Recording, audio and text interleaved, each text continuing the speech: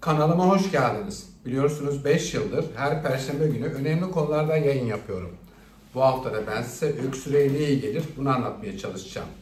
Kuru öksürük, önce onu anlatacağım. Kuru öksürük, üst solunum yolları enfeksiyonuna bağlı olan, yani boğazdan yukarı olan öksürüğe ne iyi gelir? Birincisi taze zencefil, küp şeker büyüklüğünde 6-7 adet kesin. İkincisi 7-8 tane karabiber. Üçüncüsü bir tutam kuru nane.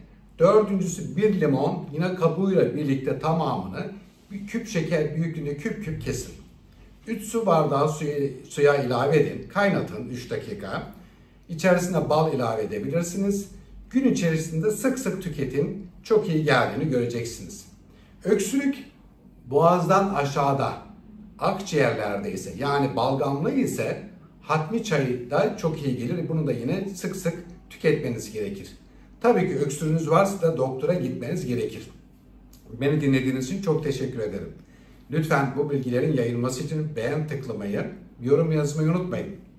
Kendinize iyi bakın. Sağlıcakla, hoşça kalın.